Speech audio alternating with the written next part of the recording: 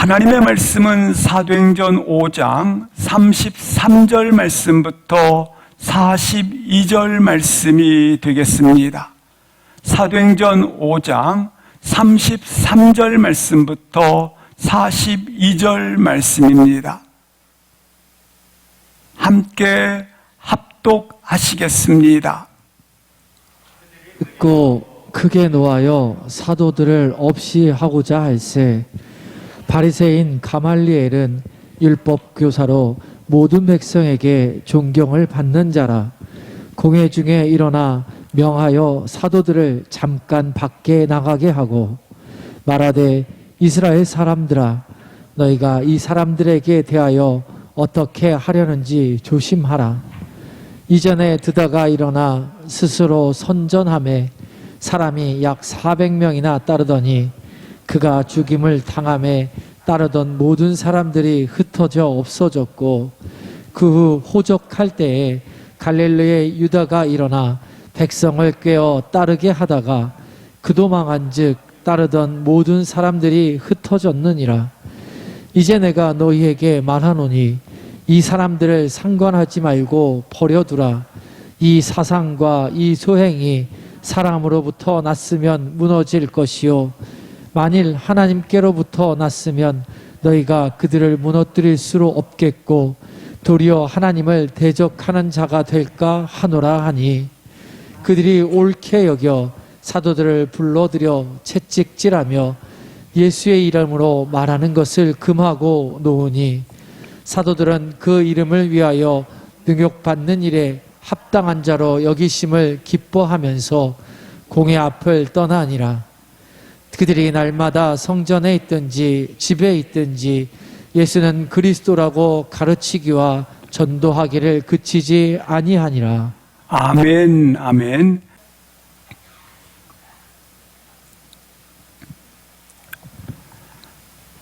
베드로와 사도는 주의 사자의 도움으로 옥에서 나오게 됩니다.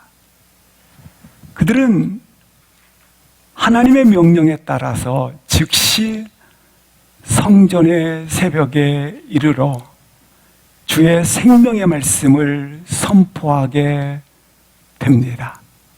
사랑하는 성도 여러분, 사도들처럼 옥에 나오는 것이 관심이 아니라 생명의 말씀을 전하는 데 관심을 가질 수 있기를 기도합니다. 그들이 성전에 서서 생명의 말씀을 전할 때에 관원들이 다시 사도들을 체포하여 종교 재판에 그들을 세우게 됩니다. 놀랍게 이 재판 과정에서도 사도들은 동일하게 말씀을 선언합니다. 예수는 그리스도이시다. 그렇습니다. 사도들은 항상 그들의 마음 중심에 내가 사람의 말보다 하나님의 말씀을 따르는 것이 옳도다라는 분명한 마음의 상태를 가졌다고 하는 것입니다. 우리도 우리 마음에 항상 사람의 말보다 하나님의 말씀을 따르기로 결정할 수 있기를 주의 이름으로 기도합니다. 사람은 누구든지 다 두려움 가운데 잡혀 있습니다. 모든 사람입니다. 누구나입니다. 시대가 변하면 변할수록 더 큰 두려움이 몰아오는 것이 사실이라고 하는 것입니다.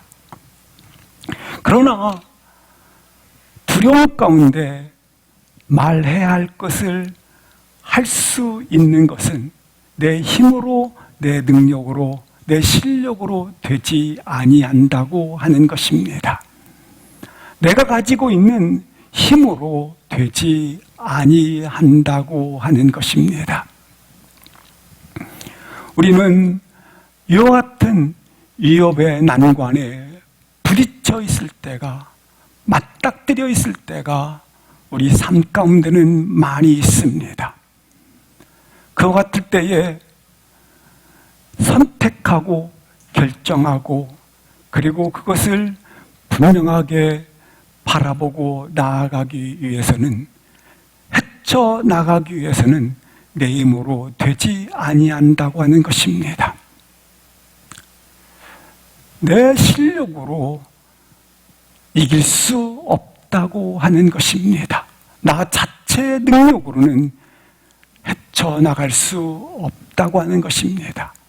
그럼 오늘 사도들처럼 하나님이 말씀하신 말씀과 또한 예수 그리스도께서 약속하신 너희에게 성령을 보내주시리라는 성령님을 의지하며 헤쳐나가시기를 주의 이름으로 기도합니다.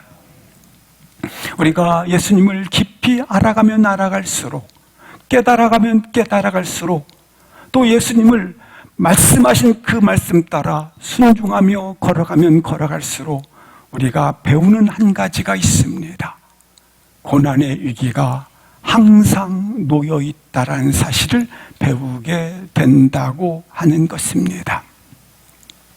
사도들은 오늘 본문의 말씀처럼 어디를 가든지, 옥에 있든지, 또한 재판석 앞에 있든지, 성전 안에 있든지 예수는 그리스도라고 복음을 전하게 됩니다.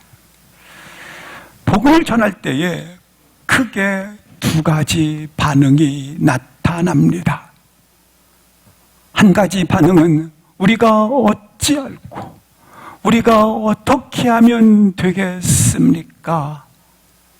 죽게 돌아오는 심령이 있다고 하는 것입니다. 여전히 무상 숭배에 있고 이방 나라에 머물고 있고 하나님을 알지 못하는 곳에 속해 있지만 이처럼 하나님을 기억하고 하나님을 찾는 무리가 있다고 하는 것입니다. 누구입니까? 기생 라합입니다. 그는 이방 여인이요, 그리고 우상 숭배하는 나라요, 하나님을 알지 못하는 곳에 속한 여인이었습니다. 그러나 그가 하나님의 백성 이스라엘이 홍해를 건넜다, 물이 없는 광야에서 반석에서 물을 내셨다, 그리고 요단강을 건너 지금 이 땅에 들어왔다란 소문만 듣고도 정탐꾼들에게 그 여인은 이렇게 고백합니다. 내가 어찌 알고 내 마음이 녹았도다. 내가 어찌 알고. 여인은 계속해서 이렇게 고백합니다. 이스라엘의 하나님, 나의 하나님은 상천하지의 하나님이라. 돌아오는 역사가 있는 일들을 보게 됩니다. 또 하나의 반응이 오늘 본문에 기록되어져 있습니다. 이 두 번째 반응이 있는데, 이 반응은 복음을 듣고도 오히려 거부할 뿐만 아니라 그리고 분노하고 죽이고자 하는 자들이 있었다고 하는 것입니다. 복음을 전하면 반드시 능력이 나타납니다. 오늘 본문 4장 14절 말씀을 보시면 복음을 전할 때에 안진뱅이가 놀랍게 그 능력으로 일어나게 됩니다. 그러자 그들은 비난할 말이 없는지라. 다시 5장 17절 말씀을 보시겠습니다. 복음을 전하자 계속 복음을 전하게 되는 것입니다. 전하자 다 마음에 시기가 가득하여 일어나 그들은 사도들을 옥에 가두었더라. 세 번째 보시겠습니다. 오늘 본문 33절을 합독하시겠습니다. 크게 노하여 사도들을 없이 하고자 할세. 이제 그들은 크게 격분했다라는 것입니다.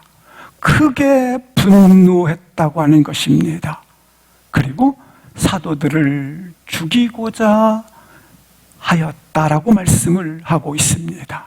이처럼 복음을 전할 때에 복음의 능력이 나타나자 할 말이 없습니다. 그래서 그들은 마음의 시기가 가득하였고 이처럼 크게 노하여 죽이고자 하였다고 하는 것을 볼 수 있습니다. 여기 크게 노하였다라고 하는 이 표현은 격분했다, 마음이 찢어지고 찢어질 만큼 성나 있었다라는 것을 말하는 겁니다. 얼마나 분했던지 마음이 찢어지고 찢어질 만큼 분해하였다고 하는 것입니다. 사도들의 복음 전함을 듣고 그들은 이처럼 분노하고 죽이고자 하는 마음을 보게 되는 것입니다. 이런 일은 역사 속에서 계속 진행되어 있습니다.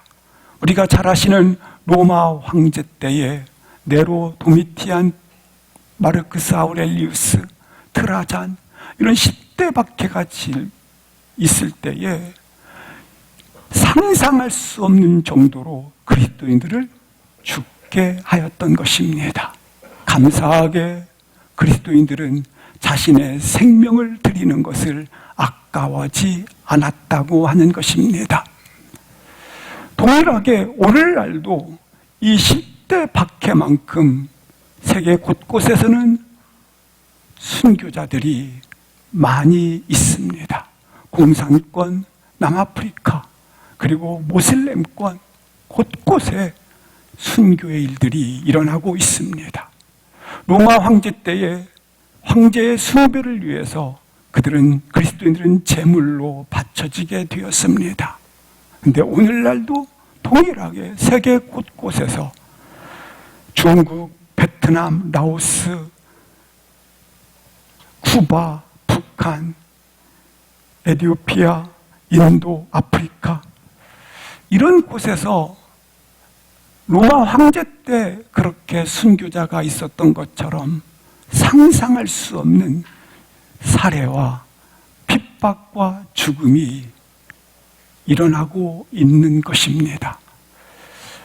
정확하게 고든 코엘 신학교의 세계 기독교 연구소의 그 박사가 발표한 내용에 보면 1921년부터 현재까지 약 2,500만에서 3천만 명이 그렇게 죽게 되었다고 공식 발표를 했습니다.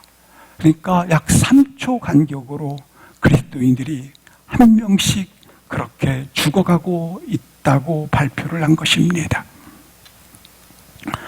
왜 복음이 전해졌을 때 이렇게 격분하고 죽이고자 하고 있습니까? 왜 이런 반응이 나타납니까? 그것은 그 로마 때나 지금이나 아니 주님 오시는 그날까지 끊임없이 그 배후에는 사단의 조직이 있다고 하는 것입니다. 사단의 세력이 있다고 하는 것입니다. 따라서 우리가 그 배후에 있는 사단의 세력과 정확하게 누구와 싸우고 있는지를 알아야 내가 싸우기 위한 결정을 하지 아니하겠습니까? 내가 지금 누구와 싸우고 있고 누구와 전쟁을 하고 있는지를 분명히 알아야 어떻게 싸울지를 분명하게 정할 수 있지 않겠습니까? 그냥 교회 다니다가 끝나지 뭐 그렇게 싸우시겠습니까?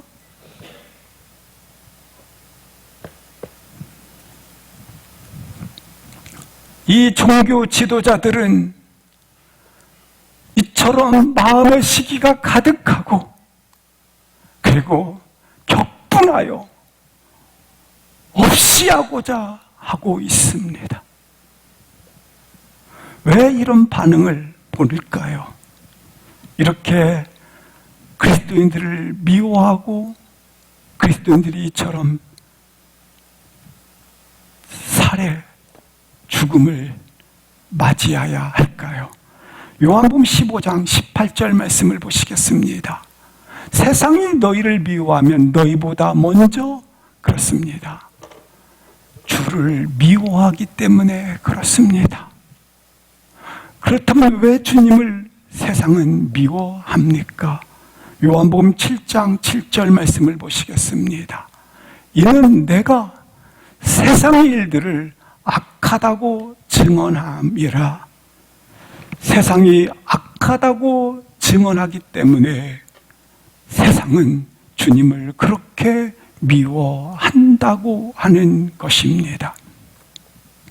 세상은 빛이 들어오면, 마치 햇빛이 들어오면 그 안에 있는 지렁이가 꿈틀꿈틀 깜짝 놀라 도망을 하듯이, 이렇게 세상에 빛이 들어오면 어둠 안에 깔려 있었던, 어둠 안에 숨어 있었던 그 모든 벌레 같은 죄들이 이처럼 화들짝 놀라서 도망을 간다라는 것입니다. 요한복음 3장 19절 말씀을 보시겠습니다. 빛이 세상에 왔으되 사람들이 자기 행위가 악함으로, 자기 행위가 악하기 때문에 그렇습니다. 그러나 사랑하는 성도 여러분, 이런 종교 지도자들이라 할지라도 복음을 이들에게 전하는 것을 저들은 이미 끝난 인생이야, 안 되는 인생이야, 불가능한 인생이야 라고 그들에게 전하는 것을 멈추어야 할까요?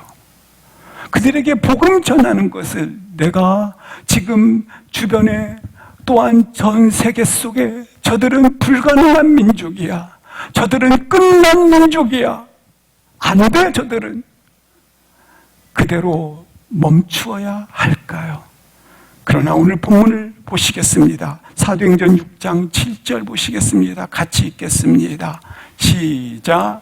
하나님의 말씀이 점점 왕성하여 예루살렘에 있는 제자의 수가 더 심히 많아지고 허다한 제사장의 무리도 이 도에 복종하니라. 본문에 나와 있는 종교 지도자들 가운데 거기에 허다한 제사장이, 제자의 수가 많아졌더라 많아지지 않았더라, 허다한 제사장의 무리가 놀랍게 죽게 돌아오는 일이 있었다는 사실을 보게 됩니다. 그러므로 비록 이런 자들이라 할지라도 전하는 것을 멈추지 마시기 바랍니다. 우리 몸된 교회가 불가능하다고 생각하는 그 무리들에게, 그분에게 이와 같이 돌이킬 수 있는 전함의 축복이 있기를 주의 이름으로 기도합니다. 종교 지도자들이 이처럼 흥분을 했고, 이런 상황 속에서 한 사람이 등장하여 격분하는 그들을 이제 마음을 가라앉히게 됩니다. 34절부터 37절입니다. 그 유대 종교 지도자, 최고의 지성인이었던 가말리엘에 대한 소개가 나와 있습니다.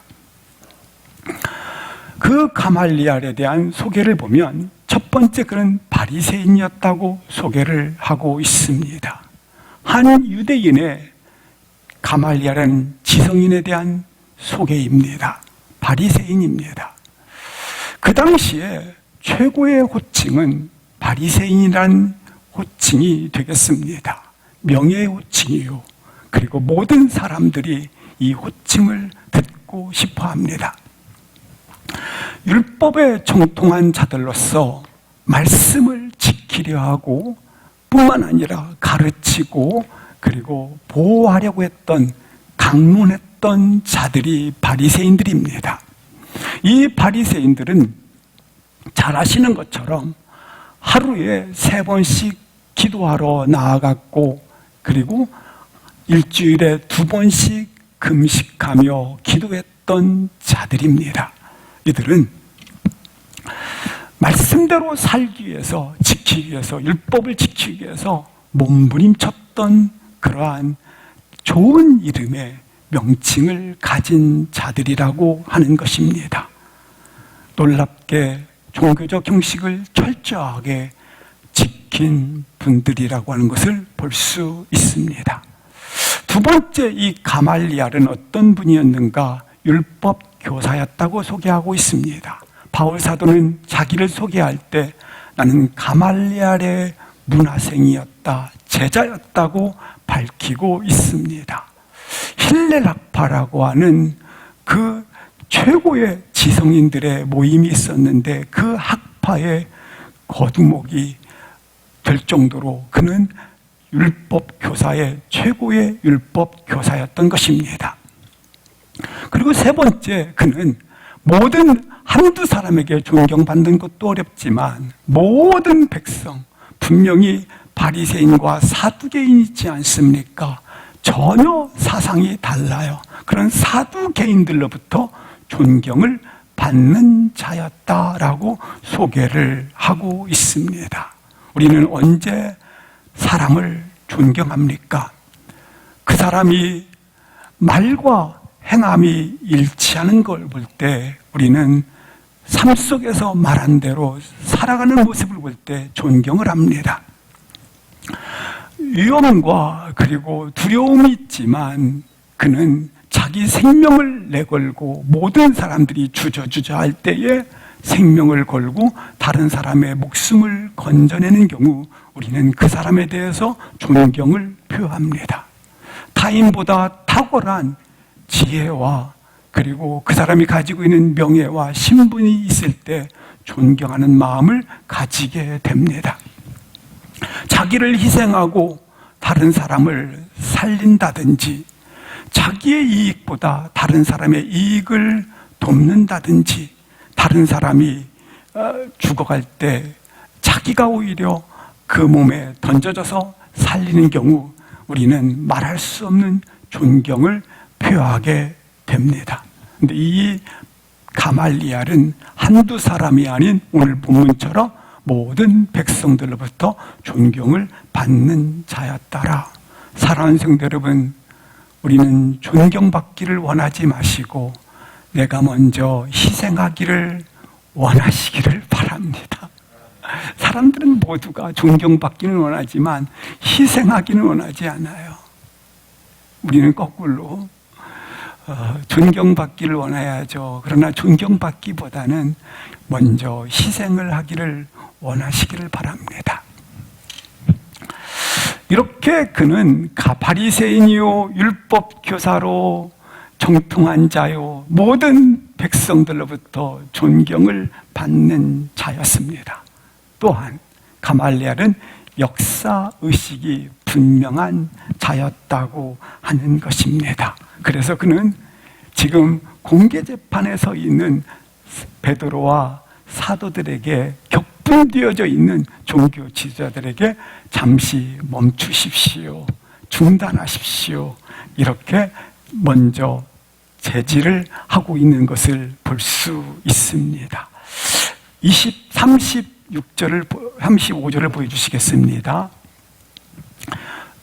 이 가말리알이 이렇게 말합니다. 이 사람들에 대하여 어떻게 하려는지 조심하십시오. 서두르지 마십시오. 성급하게 결정하지 마십시오. 지금 가말리알이 이야기를 하는 겁니다. 36절을 보여주시겠습니다. 왜 서두르지 말고 성급하게 하지 말고 제지를 하고 있느냐면 두 가지 사례를 듭니다. 얼마 전에 있었던 드다 사건이 있습니다. 이 드다를 통하여 약 400명이 따르더니 드다가 죽자 따르던 모든 사람은 순식간에 흩어졌습니다. 37절 보시겠습니다. 갈릴리에 유다라는 사람이 있었는데 그가 수많은 무리들이 그를 따라다가 그가 망한즉 모든 사람들이 다 흔적조차 없이 흩어졌습니다. 망하게 되었습니다. 라고 사례를 들어 지금 잠잠히 기다려 주십시오. 서두르지 마십시오. 이렇게 제지를 하고 있는 것입니다. 우리는 여기서 몇 가지 중요한 것을 함께 보고자 하는 것입니다. 그건 뭐냐면, 그는 율법의 교사요, 바리새인이요, 모든 사람의 존경을 받는 자요, 역사의식이 뛰어난 자였다. 그러나 예수님을 어떻게 인식하고 있느냐면 35절에 단지 예수는 드다와 같은 자이다. 드다와 같은 자이뿐만 아니라 예수는 갈릴리의 유다와 같은 자라고 예수님을 인식하고 있었다고 하는 것입니다. 여기 드다와 유다는 누구이냐면 로마의 권력에 반대하고 밀란을 일으켰던 물론 중요한 슬로건이 됩니다. 우리가 자유케 되자. 그리고 이들은 카리스마의 리더십을 가지고 있는 뛰어난 리더자들이었습니다. 그러나 그들은 하나님이 함께하사 흩어졌느니라 없어졌느니라, 다른 표현으로 하면 허사였다라고 그렇게 설명을 한 것입니다. 다른 표현으로 말하면 가말리엘은 예수님에 대하여 만나지 못했다. 예수님에 대하여 인식하지 못했다. 단지 예수님을 무엇으로 밀란의 주동자 중에 한 사람이었던 드다와 유다로 알고 있었다라고 하는 것입니다. 그렇습니다. 최고의 지성이 예수님을 알게 하는 것이 결코 아닙니다. 최고의 지성을 가지고 있는 가말리엘, 그러나 예수님에 대한 인식은 이처럼 유다요 그리고 드다에 불과한 밀란 주동자로 알고 있었다고 하는 것입니다. 예수님이 이 땅에 오셨을 때에 예수님을 최초로 알아본 분이 있습니다. 그는 누구입니까? 세례 요한입니다. 그래서 예수님을 알아본 세례 요한은 예수님을 봄으로 말미암아 저는 진실로 세상 죄를 지고 가는 하나님의 어린 양이로다 라고 예수님을 표현을 하게 됩니다. 그런데 예수님이 세례 요한을 이렇게 평가하십니다. 여자가 낳은 자 중에 세상에서는 가장 큰 자이다. 그러나 천국에서는, 하늘나라에서는 가장 작다. 이렇게 세례 요한을 평가를 합니다. 다른 표현으로 말하면 우리에게 일어나는 모든 일들을 영적으로 바라보는 시선, 거듭났다라는 시선을 가지게 되면 나는 세상에서 가장 큰 자보다 천국에서 뭐한 자로다? 가장 큰 자라고 하는 것입니다. 내가 영적으로 바라보는 시선, 거듭나는 자리, 이 자리는 세상에서 그 어떤 것보다 가장 천국에서 큰 자로다라고 평가를 하십니다. 모든 사람으로부터 존경을 받고 있고 교사 중에 교사요, 역사의식이 뛰어난 자요, 최고의 지성인이요, 힐레락파의 최고의 거목이 아니겠습니까? 그런데 예수님에 대해서 인식하지 못하면 그 모든 것들이 아무 소용이 없다라는 거예요. 허사라는 거예요.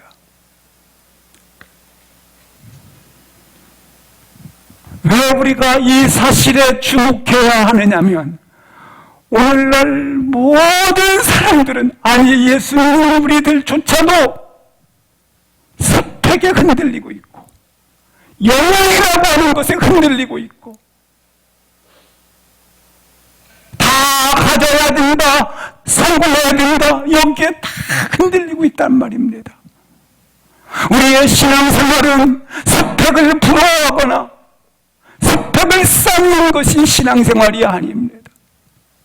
성공하자라는데 신앙생활하는 게 아니에요.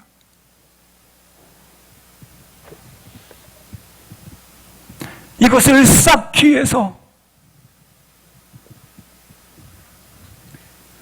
우리의 신앙생활이 가말리엘과 같은 그런 이와 같은 스펙을 가지는 것이 신앙생활이 아니에요.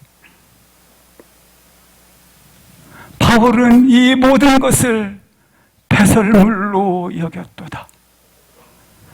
하나님의 나라를 세우는, 천국에서 큰 자로 서 있는, 하나님 나라에 쓰임받는 자로 서 있는 신앙생활 말입니다.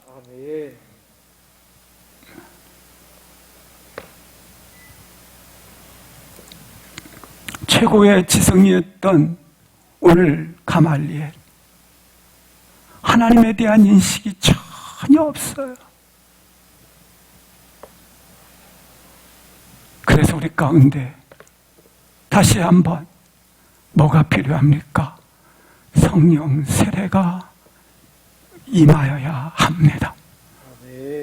성령 세례가 임함으로 말미암아 성령 충만, 능력 충만, 저와 우리 사람분들에게 필요한 것은 바로 성령 충만의 역사라고 하는 것입니다.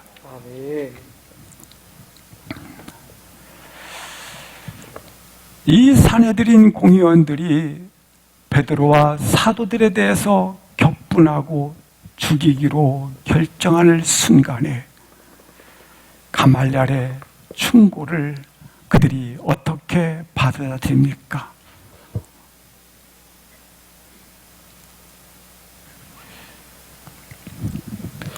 가말리엘의 이야기, 충고는 한마디로 말하면 저 사도들과 베드로를 그렇게 다루지 말라라는 거예요.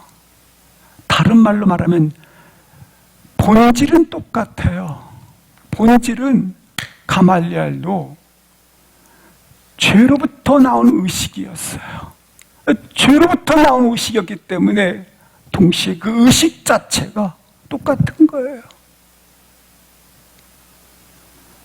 차이가 있다면 무슨 차이가 있느냐? 전략이 다를 뿐이에요. 똑같이 하는데 전략이 다를 뿐, 전술이 다를 뿐이에요. 마찬가지예요. 스펙을 쌓고 그리고 영웅이 되어지는 것과 스펙이 없고 저처럼 초라하게 보내는 것, 아무것도 없잖아요. 보내는 것 별 차이 없어요. 전략의 차이예요, 전략.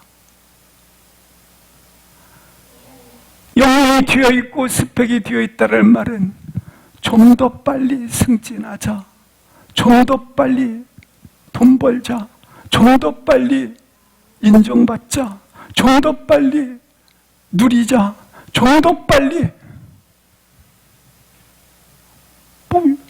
이 정도 달라요. 이 정도. 세상은 이렇게 좀 더 빨리 인정받는 것들을 지혜라고 말을 합니다. 지혜죠. 좀 더 빨리 인정받는 것.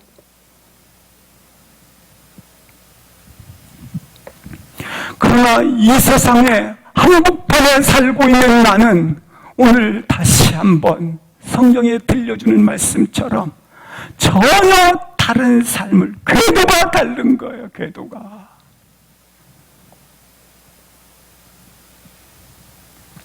이 세상의 한복판에 살고 있는 자는 주님의 평가처럼 여자가 낳은 자 중에 가장 궤도다. 따라서 여자가 낳은 자 중에 가장 큰 자, 우리가 세례 요한을 바라보며 걸어가거나 세상에 따를 사람이 아니라는 거예요. 없다라는 거예요. 인간을 모델로 하고 또 어떤 사람을 나의 이정표로 삼고 따라가는 것이 아니라 사람 따라갈 수 없다. 진정 예수를 따르기로 결정했다면, 성령의 이끄심에 따라 걸어가기로 결정했다면 이 세상 어떤 것보다 당신은 천국에서 진정 큰 자입니다. 당신은 진정 천국에서 큰 자라고 하는 것입니다. 내가 크다라는 게 아니에요. 내 안에 계신 예수 그리스도가 세상 어떤 것보다 크신 분이시기 때문에 내가 커지는 것이죠. 우리는 분명하게 길을 걸어갈 때에 나는 성령 행전을 기록하고 있습니다. 그래서 나는 성령 행전을 기록하고 있는 나는 사도들처럼 사도행전의 삶을 살아갑니다. 사랑하는 성도 여러분, 성령 행전을 기록하시고 사도행전의 삶을 살아가시기를 주 이름으로 기도합니다. 38절 39절 보시겠습니다. 38절에 보시면 사람으로부터 났으면, 이게 가말리엘에 대한 설명이에요. 사람으로부터 났으면 무너질 것이요. 39절 보시겠습니다. 하나님께로부터 났으면 결코 무너뜨릴 수 없다. 가말리엘의 인간적 논리 참 정확합니다. 그러나 꼭 기억하십시오. 하나님부터 온 것이 우리 눈으로 보기에 흥황한 것이면 다 하나님부터 왔다고 우리는 판단할 수 없다고 하는 것입니다. 하나님부터 와도 성공과 실패를 거를 수 있고, 하나님부터 와도 작고 클 수 있기 때문에 그렇습니다. 눈에 보이는 것이 아니라고 하는 것입니다. 예를 들어서 하나님께로부터 났으면 무너질 수 없다. 하나님부터 예를 들어서 다미 선교회 그리고 구원파 여호와의 증인들 역사가 그렇게 오래됐는데도 지금까지 거기는 흥황하고 있고 거의 있습니다. 무너지지 않은 것처럼 보이고 있어요. 따라서 우리 눈으로 보이는 것이 판단의 기준이 될 수 없다. 주님께서 명령하지 않았습니까? 너의 들보를 뺀 후에 남의 티를 뺄지어다. 가야바의 이와 같은 설득을 듣고 종교 지도자들의 반응은 어떠한지 40절을 보시겠습니다. 시작. 그들이 옳게 여겨 사도들을 불러들여 채찍질하며 예수의 이름으로 말하는 것을 금하고 놓으니. 여기 드디어 놓았다고 말씀을 하고 있습니다. 놓았는데 그냥 놓으면 좋지 않겠습니까? 근데 보시기 바랍니다.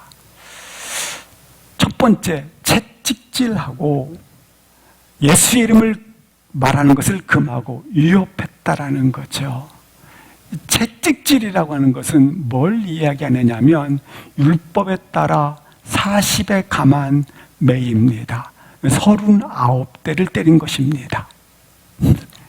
또 하나, 이 채찍은 어떤 채찍이냐면 짐승의 뼈 조각을 섞어서 만든 채찍이기 때문에 사람을 때리면 어떻게 되느냐 하면 살찜이 찢겨나가고 피가 솟아오릅니다. 그런 채찍을 때렸다라는 거예요. 아니, 놓으면 그냥 놓으면 되잖아요. 이렇게 때려서 놓은 거예요. 예수의 이름을 금하고 말하는 것을 금하고 위협한 거죠. 그리고 이렇게 협박을 하고 놓으니라 풀어주니라. 이때 꼭 기억하시기 바랍니다. 사탄이 날 두려워하고 있구나. 혹시 내가 주님의 일을 하는 가운데 주님의 영광을 높이는데 이와 같은 위기를 만나셨습니까? 그때 드디어 사단이 날 두려워하는구나. 교회에서 예수님 얘기를 안 하면 사탄은 가만히 있어요.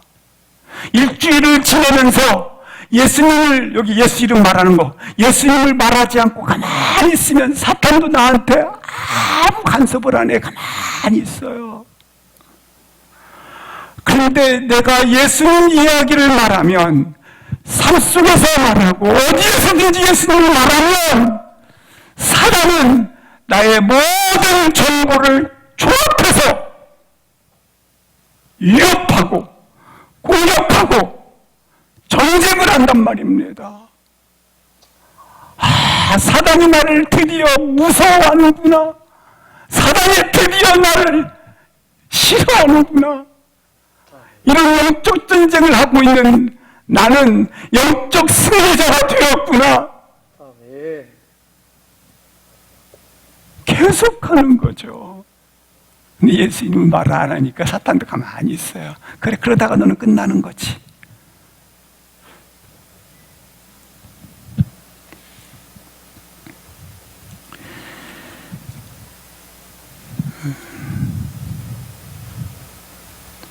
이렇게 매를 맞고 위협을 한 채로 노은이 풀려나게 됩니다. 예수님 일하다가 이게 무슨 꼴이야 할 수 있잖아요. 근데 사도들의 고백이 있습니다. 41절 합독하시겠습니다. 사도들은 그 이름을 위하여 능욕받는 일에 합당한 자로 여기심을 기뻐하면서 공회 앞을 떠나니라. 여기 합당한 자로 여겼다라는 말은 무슨 말이냐면 드디어 자격이 되었구나. 내가 능욕받는 자격, 내가 고난받는 자격, 내가 이처럼 채찍 맞고 이처럼 위협을 당하는 자격을 얻었구나. 그렇게 나의 영적 수준을 인정해 주시는구나. 그 이름을 위하여 능력받는 일에 합당한 자로 여겼다. 이걸 갖다가 어떻게 했어요? 기뻐야 돼. 기뻐. 아무구나 능욕받고 고난받는 게 아니에요. 합당한 자격이 되는 자에게 순교도 있고 능욕도 있고 위협도 당하는 거지. 아무거나 주는 게 아니에요.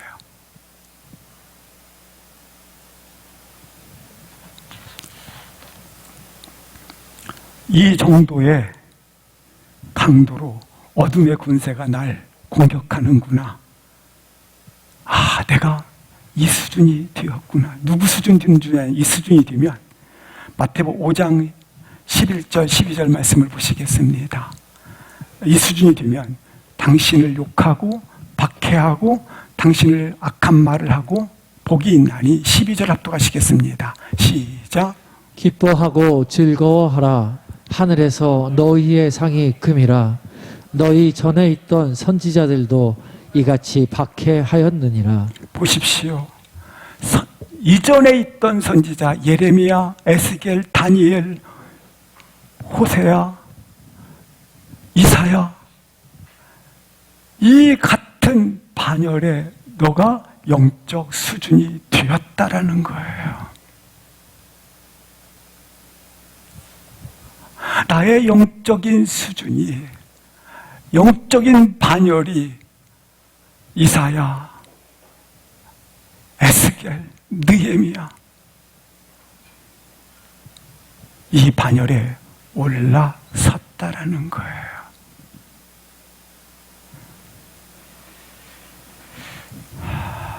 드디어 사단이 날 두려워하는구나. 더 기도하고 더 고난의 자리에 있고 더 구하고 더 주를 향하여 서 있게 되면 누구 수준까지 영적 수준이 올라가십니까? 예수님 수준까지 올라가요. 베드로전서 4장 12절 13절 말씀을 같이 읽겠습니다. 시작. 사랑하는 자들아, 너희를 시련하려고 오는 불시험을 이상한 일 당하는 것 같이 이상히 여기지 말고 오직 너희가 그리스도의 고난에 참여하는 것으로 즐거워하라. 이는 그의 영광을 나타내실 때에 너희로 즐거워하고 기뻐하게 하려 함이라. 12절에 나와 있는 불시험을 이상히 여기지 말라. 13절 보시기 바랍니다. 이것은 뭐에 참여하는 것이다? 그리스도의 십자가의 고난을 참여하는 것이다. 주님의 십자가를 지는 것이다. 따라서 주님의 십자가를 지는 것은 이는 그의 영광이 나타나는 때요, 동시에 그의 은혜의 영광이 흐르게 된다. 이제 사도들이 풀려났어요. 42절 읽고 마치겠습니다. 시작. 그들이 날마다 성전에 있든지 집에 있든지 예수는 그리스도라 가르치고 전도하기를 그치지 아니하니라. 너무 기쁜 거예요. 그래서 성전에 있든지 집에 있든지 두 가지 날마다 했대요. 아멘. 날마다 가르치기와 전도하기를 계속하였더라. 아멘. 날마다 우리는 예수님은 그리스도이십니다. 우리 삶 전체를 통해서 가르치고 전하는 자들이라고 하는 것입니다. 무슨 일을 하든지 주는 그리스도이십니다. 무슨 일을 만나든지 주는 그리스도이십니다. 어디를 가든지 주는 그리스도이십니다. 머리부터 발끝까지 주는 그리스도이십니다. 그것이 기억되어지고 전해지고 그리고 그것이 결정되어져 나아갈 때를 하나님이 새 일을 행하신다라는 의미가 되겠습니다. 하나님의 새 일을 행하시기를 주의 이름으로 기도합니다. 이 일을 위해서 우리를 부르신 것입니다. 사람들은 말합니다. 이 세상에 희망이 없다 말합니다. 분명한 것, 희망이 있습니다. 예수님이 일하고 계시기 때문에 그렇습니다.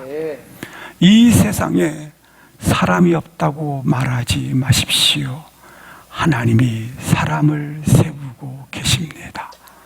바로 그 사람이 되기를 주의 이름으로 축복합니다. 일어나셔서 함께 잠시 통성으로 기도하시겠습니다.